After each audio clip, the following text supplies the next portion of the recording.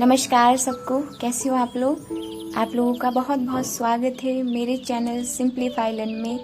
और आज हम बात करेंगे फंडामेंटल राइट्स के बारे में। जैसे कि आप लोगों को पता है कि हम फंडामेंटल राइट्स को कवर कर रहे हैं, तो आज हम पढ़ने वाले हैं कल्चरल एंड एजुकेशनल राइट्स, जो कि आर्टिकल 29 से 30 में है। और इस वीडियो में हम बेसिक कॉन्सेप्ट क्लियर करेंगे। तो इस वीडियो में हम बिल्कुल बेसिक कॉन्सेप्ट, जैसे कि मैंने बात करी कि NCERT, CBSE, government exam, UPSC, इन सारे एग्जाम्स में इफ आपको बिल्कुल बेसिक से समझना है कि कल्चरल एंड एजुकेशनल राइट्स होते क्या हैं, तो उनके बारे में यहाँ पे मैं अच्छे से बता दूंगी इस वीडियो में। केसेस वगैरह के लिए जो होता है, जब हम यूपीएससी लेवल की प्रिपरेशन करते हैं तो हमें केसेस वगैरह भी ध्यान में रखने होते हैं, उनके बारे में भी डिटेल में स्टडी करनी पड़ती है, ताकि इफ़ हमें आगे चल के कुछ ऐसी चीज़ें हो तो हमें उसका कॉन्टेक्स्ट पता हो। तो उस पर मैं वीडियो लेके आऊँगी। नेक्स्ट वीडियो में हम उसमें डिटेल में केसेस को डिस्क्राइब करेंगे अच्छे से और उन पे बात करेंगे। बट अभी हमें कल्चर पे बात करनी है। एजुकेशनल राइट्स वगैरह के बारे में तो हम पहले भी बात कर चुके हैं, ठीक है। तो अब हम देखते हैं कि कल्चर और एजुकेशन को एक साथ मिला के अगर हमारा एक राइट बनाया गया है, तो कल्चर का एक्चुअल में मीनिंग क्या होता है। जैसे कि इस पिक्चर में देखो, working schedules, language, medical cure, release and child rearing methods, food, folk art, बहुत सारी चीज़ें होती हैं कि आप देखिए कि राजस्थान का बिल्कुल ही अलग कल्चर है, गुजरात का बिल्कुल ही अलग कल्चर है। और यहीं पे देखें हम तो जैसे कि यूपी और बिहार का, इनका भी बिल्कुल ही अलग कल्चर है। मतलब एक साथ रहते तो हैं, बट हाँ हम देखें कि खाने पीने में बहुत सारी चीज़ों में सिमिलैरिटी भी है और डाइवर्सिटी भी है। तो ऐसी बहुत सारी चीज़ें। नॉर्थ इंडिया का जो फूड है, इतना ज़्यादा टेम्पटेशंस, मतलब इंसान में एकदम मन हो जाता है वाटरी की, मतलब बस खा लो, इतना ज़्यादा छोले भटूरे, छोले कुलचे, बहुत सारी चीज़ें होती हैं। तो वो सारी चीज़ें हमारे मन को इतना ज़्यादा एकदम आकर्षित करती हैं, बहुत ज़्यादा अट्रैक्ट करती हैं। तो फूड भी बहुत ज़्यादा इम्पॉर्टेंट फैक्टर है। हर एक कल्चर में अलग अलग तरीके की फूड प्रिपेयर किए जाते हैं। और इंडिया में साउथ इंडियन फूड भी हम खाते हैं, नॉर्थ इंडियन भी खाते हैं, और ईस्ट और वेस्ट के भी जो फूड होते हैं, जैसे कि हम गुजरात की बहुत सारी जो फेमस डिशेज हैं वो भी खाते हैं। नॉर्थ इंडिया की बहुत सारी जो ईस्ट इंडिया की बहुत सारी फेमस डिशेज हैं उनको भी खाते हैं। तो आप ये सोचो कि इंडिया की कल्चर में कितनी ज़्यादा डाइवर्सिटी है, और ये डाइवर्सिटी ही हमें यूनिक बनाती है, हमें स्पेशल बनाती है। और इस डाइवर्सिटी के होने के साथ साथ हम सब एक साथ हैं। आप देखिए कि इतना ज़्यादा इंडिया जो है एक सेकुलर स्टेट है, इतने सारे लैंग्वेजेस, इतने सारे कल्चर, इतनी सारी भाषाएं वगैरह हैं, छोटी मोटी बोलियां वगैरह। तो मतलब इतनी सारी चीज़ें हैं, डाइवर्सिटी इंडिया होल्ड किए हुए और सारी चीज़ों को एक साथ लिए हुए इंडिया एक कंट्री है। तो कितनी ये हमारा एक फॉर्चून है कि हम इंडिया जैसी कंट्री में हैं और उसका पार्ट है। इतने सारे जो होते हैं रिलीजन्स, बहुत सारी चीज़ें हैं। तो ऐसी कल्चर के बारे में अगर बात करें तो हर एक कल्चर जो है वो अपने आप में ही बहुत ज़्यादा यूनिक है, और कुछ ना कुछ वहाँ से सीखने को मिलता है। उनकी कुछ ना कुछ कहानियाँ होती हैं, कुछ ना कुछ उनकी ऐसे रिचुअल्स होते हैं, कुछ प्रथाएं होती हैं जो हर एक रिलीजन के साथ, हर एक कल्चर के साथ हैं। कहीं पे किसी तरीके की साड़ी पे, आप केवल इंडिया में देखिए, मराठी में अलग साड़ी पहनते हैं, गुजराती लोग थोड़ी अलग तरीके की, फिर आप जाएंगे साउथ इंडिया में अलग, कोलकाता में अलग। सब तैयार होने का तरीका, उनको खुद को ड्रेस करने का तरीका, खाने पीने का तरीका, हर एक चीज़ कितनी ज़्यादा डाइवर्स है। तो इसलिए इंडिया में जो कॉन्स्टिट्यूशन मेकर्स थे उनको पता था कि इतने सारे कल्चर हैं। तो यहाँ पे ध्यान देने वाली बात यह है कि कल्चरल राइट्स दिए गए हैं 29 एंड 30 आर्टिकल में। तो उसमें कुछ बहुत ज़्यादा जो है वो बेसिक एंड प्लस बहुत ज़्यादा इम्पॉर्टेंट जो कॉन्सेप्ट है उनके बारे में बात करी गई है। तो अभी हम एक बात जो है, एक कोटेशन जो है, ये Kofi Annan, former secretary general of the United Nations के थे। इन्होंने एक कोटेशन कोट करी है, तो पढ़ते हैं ये। Tolerance, intercultural dialogue and respect for diversity are more essential than ever in a world where peoples are becoming more and more closely interconnected. तो ये सच में है कि अलग अलग कल्चर से, आप देखिए यूएन वगैरह भी बहुत सारे कल्चर्स वगैरह, प्रोग्राम्स वगैरह उनके होते हैं। एक दूसरे की कंट्री जब इंटरनेशनल लेवल पे मिलती है, तो अगर कोई चाइना का प्रेसिडेंट यहाँ पे आएगा तो पीएम यहाँ पे आएगा, तो हमारे जो पीएम है वो वहाँ पे भी जाएंगे। तो वो कल्चरल होता है कि हाँ एक कनेक्शन फील होता है। और जब हमारे देश में कोई आता है तो सबसे पहले हम क्या दिखाते हैं, अपनी संस्कृति को दिखाते हैं, अपनी संस्कृति को दिखाते हैं। जब हमारे जो परेड वगैरह होती है उन सब में क्या चीजें दिखाई जाती हैं, हमारी जो कल्चर है इतना अच्छा, उसको दिखाया जाता है। तो उसी इस कोटेशन में यही बोला है कि जो कल्चर है वो इंसान को क्या करता है, एक दूसरे के साथ कनेक्ट करता है। India in the largest democracy in the world, having diversity of culture, script, languages and religions. As we know, the democracy is a rule of majority. हमें पता है कि डेमोक्रेसी का मतलब होता है कि मेजोरिटी जो पॉपुलेशन है वो क्या करेगी, रूल करेगी. But the minority become essential to so that the minorities may not feel neglected or undermined under the impact of the majority rule. तो इसलिए ये राइट्स रखे गए ताकि माइनॉरिटीज को भी रिकॉग्निशन मिले, उनको ऐसा ना लगे कि अरे हम तो नेग्लेक्ट कर दिए गए या फिर हम इस सोसाइटी का पार्ट नहीं है.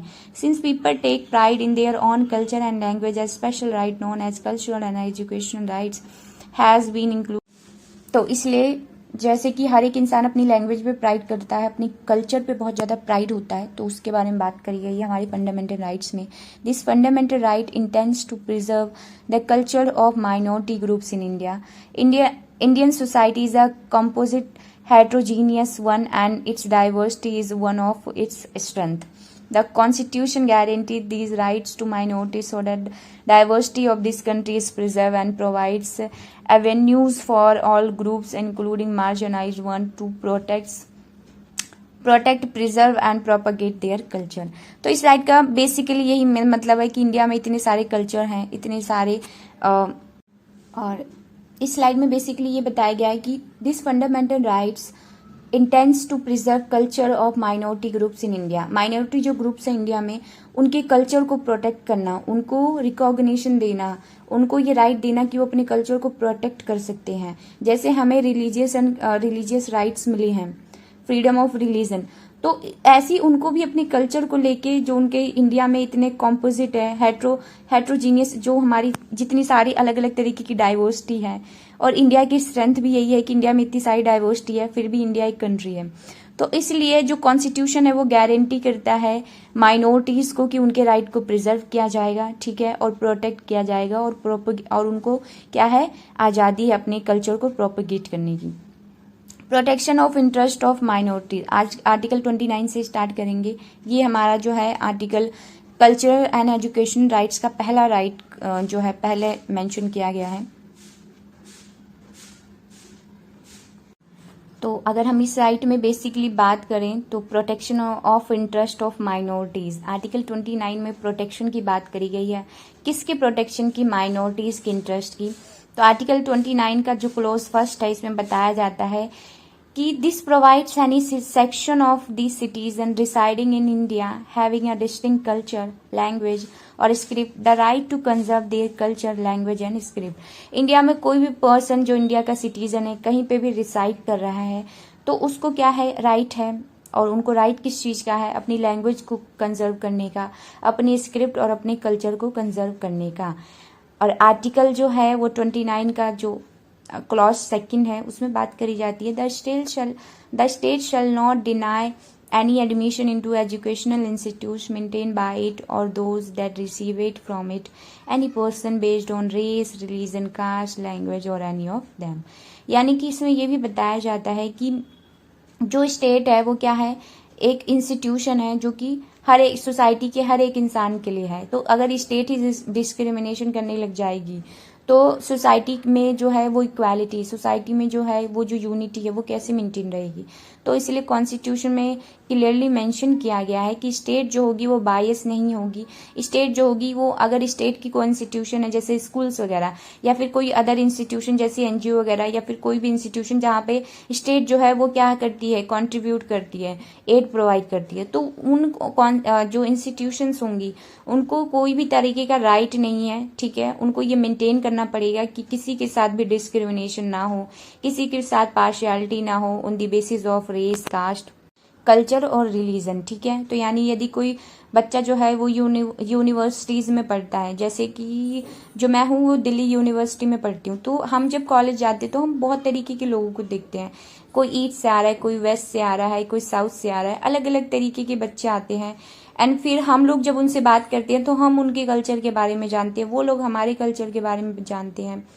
तो ये एक तरीके का हमारे लिए भी अपॉर्चुनिटी होती है कि हम इंडिया के कल्चर्स को, इतने सारे जो कल्चर हैं और डाइवर्सिटी है, उनको एक्सप्लोर करें.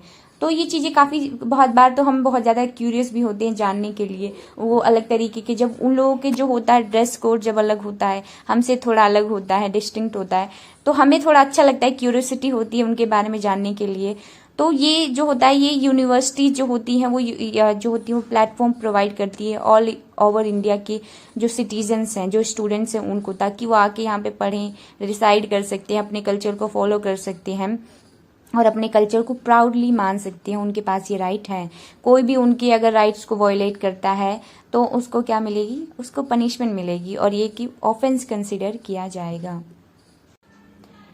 आर्टिकल 30 जो है वो rights of minorities to establish and administer educational institutions, इसमें बात करी गई है कि आर्टिकल 30 में, कि आर्टिकल 30 को, एक तो पहले हम ये पॉइंट पे ध्यान देते हैं कि आर्टिकल 30 को चार्टर ऑफ एजुकेशन राइट्स के नाम से भी जाना जाता है।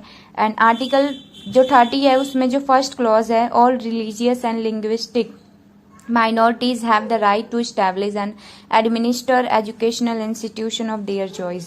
तो इसमें बताया गया है कि जो भी माइनॉरिटीज क्लास है उनको अपनी एजुकेशनल इंस्टीट्यूशन को इस्टेब्लिश करने का, उनको एडमिनिस्टर करने का राइट है। ये किसने दिया, हमारे कॉन्स्टिट्यूशन में है और कॉन्स्टिट्यूशन मेकर्स ने इसको इंश्योर किया है कि हर एक माइनॉरिटी क्लास को जो कि इंडिया के अंदर है उनको अपने एजुकेशन इंस्टीट्यूशंस को रन करने का, उनको इस्टेब्लिश करने का राइट है। आर्टिकल 30 का क्लॉज 2 जो है, the state shall not when granting aid to educational institution discriminate against any educational institutions on the ground that it is under management of a minority whether based on religion or language। इसमें बताया गया है कि state किसी भी तरीके की partiality नहीं कर सकती। आज अगर स्टेट जो है एजुकेशनल इंस्टीट्यूशंस को क्या करना चाहती है, प्रमोट करना चाहती है, एड देना चाहती है, मे बी फाइनेंशियली या फिर मे बी प्रोटेक्शन देना, तो स्टेट जो है वो डिस्क्रिमिनेट नहीं करेगी कि ये जो माइनॉरिटी क्लास है इसको मैं अपलिफ्ट करने के लिए कुछ फाइनेंशियली या फिर प्रोटेक्शन वाइज एड प्रोवाइड कराऊंगा, बट जो अदर कोई माइनॉरिटी क्लास है तो उसको मैं नहीं दूंगा। तो ये स्टेट जो है ये डिस्क्रिमिनेशन नहीं कर सकती किसी भी एजुकेशनल इंस्टीट्यूशन के साथ, ठीक है। और फ्रीडम प्रोवाइड कराई गई हमारे कॉन्स्टिट्यूशन में आर्टिकल 30 के अंदर। आर्टिकल 30 जो क्लॉज 2 है इसमें बताया गया, the state shall not when guaranteeing the aid to educational institutions discriminate against any educational institution on the ground that is under the management of a minority whether based on religion or language। इसमें clearly mention किया गया है कि यदि state जो है वो minority class को एड प्रोवाइड करानी चाहती है, फाइनेंशियली उनको प्रमोट करना चाहती है, उनको और ज़्यादा रिकॉग्निशन, तो स्टेट जो है वो इस बेस पे डिस्क्रिमिनेट नहीं कर सकती कि इस माइनॉरिटी क्लास के लिए तो हम एजुकेशन जो है वो हेल्प प्रोवाइड कराएंगे बट अदर जो हैं उनको नहीं प्रोवाइड कराएंगे। स्टेट जो है, स्टेट को ये राइट नहीं है कि वो डिस्क्रिमिनेट करे किसी भी रिलीजन को लेके, किसी भी लैंग्वेज को लेके। अगर हम हिंदी को प्रमोट कर रहे हैं एंड या फिर हम जो बंगाली लैंग्वेज को प्रमोट कर रहे हैं, स्टेट अगर प्रमोट करेगी, देन वो गुजराती एंड राजस्थानी लैंग्वेजेस जो है उनको भी स्टेट जो है वो प्रमोट करेगी। उनके बीच में कोई भी क्या करेगी, डिस्क्रिमिनेशन नहीं करेगी, ठीक है। वो स्कीम्स, प्रोग्राम्स वगैरह बना के जो माइनॉरिटी क्लास है उनको अपलिफ्ट करने के लिए हमारे कॉन्स्टिट्यूशन में बताया गया है कि स्टेट जो है उनको अपलिफ्ट करने के लिए माइनॉरिटीज क्लास को, स्टेट को जो है ये क्या है अधिकार दिया जाता है, स्टेट की जो है ये ड्यूटी भी कंसिडर की जाती है। तो आशा करती हूँ कि आपको ये समझ में स्लाइड आ गई होगी। बेसिकली इसमें यही बताया गया जो स्टेट है और ये जो दोनों जो आर्टिकल 30 है 29 है, इन दोनों में जो भी चीज़ें बताई गई हैं, जो भी बातें बताई गई हैं, वो सिर्फ किस तक सीमित है, किस तक लिमिटेड है, माइनॉरिटी क्लास के लिए। ये ऑल ओवर इंडिया सिटीजन्स के लिए नहीं है। कोई भी मेजोरिटी क्लास, कोई भी अदर क्लास के लिए ये सारे प्रोविजंस नहीं है, ये सिर्फ माइनॉरिटी तक सीमित है।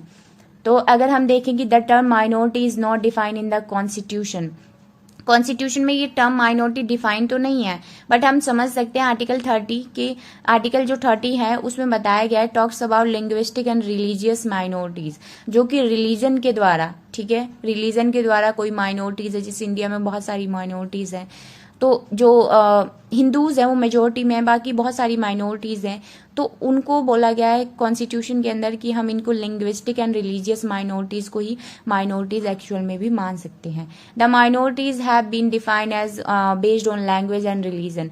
तो हमारी लैंग्वेज के हिसाब से मान लो कि एक कोई भी मोहल्ला है, कोई भी एक सिटी है, तो वहाँ पे अगर मेजोरिटी ऑफ जो इंडियंस है वो क्या करते हैं, बंगाली स्पीक करते हैं, तो वहाँ पे जो मेजोरिटी होगी वो बंगाली की होगी।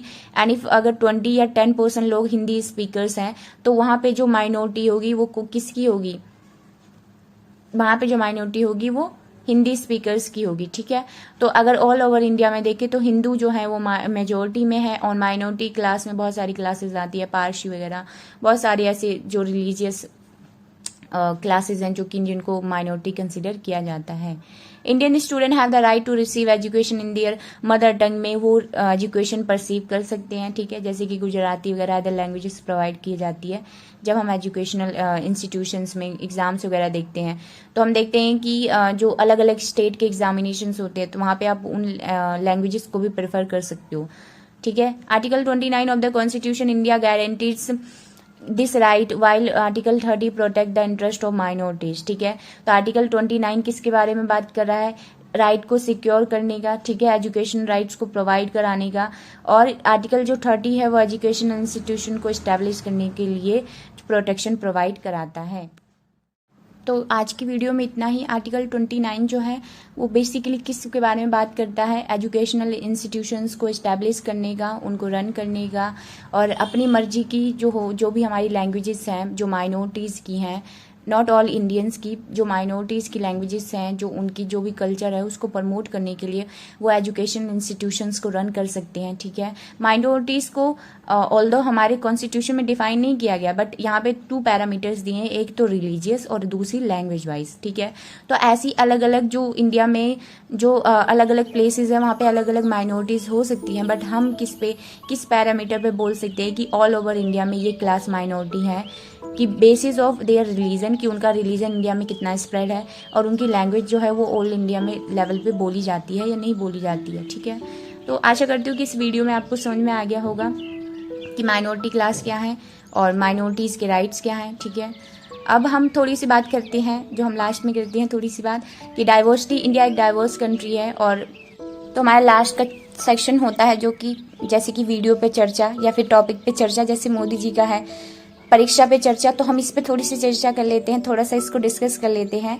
मे बी आप अगर आपको नहीं देखना तो आप स्किप कर सकते हैं।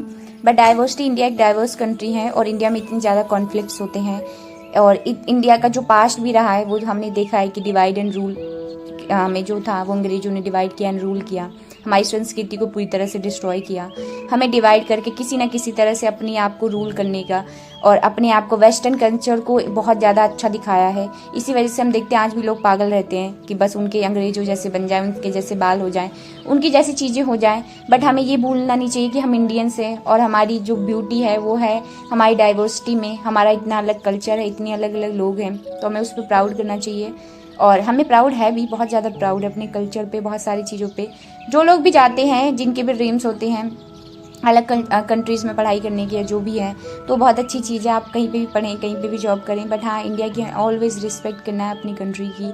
एंड ये भी ध्यान में रखना है कि इंडिया में बहुत सारी चीज़ें हैं जो हम कर सकते हैं, और बाकी तो इंसान की अपनी अपनी थिंकिंग पे है। इंडिया कितनी अच्छी कंट्री तो मैंने कोई दुनिया में नहीं देखी, इंडिया एक बहुत अच्छी कंट्री है। ठीक है, यहाँ पे हर एक राइट्स हमें, हर तरीके की चीज़ें हमें प्रोवाइड की गई है। ठीक है, तो हमें एक दूसरे के साथ प्यार से रहना है, एक दूसरे के साथ पीस और हार्मनी से रहना है, किसी को भी उसके रिलीजन, उसके कल्चर को लेके इन्फीरियर फील नहीं कराना है और ना खुद को सुपीरियर समझना है। हम सब इक्वल हैं और इक्वल ही रहेंगे हमेशा। तो इसी के साथ इस वीडियो का ये यहाँ पे हो जाती है इसकी एंडिंग, और मिलते हैं नेक्स्ट वीडियो में। और अभी और बहुत सारी वीडियोस आएंगे जिन पे और हम बहुत डिटेल में इन सारी चीज़ों को डिस्कस करेंगे। ठीक है, तो मिलते हैं नेक्स्ट वीडियो में। और सब लोग अपना ध्यान रखिए, उसके साथ साथ खुश भी रहिए, थोड़ी सी पढ़ाई भी कीजिए और लाइफ में टेंशन को आउट कीजिए। हरे कृष्णा।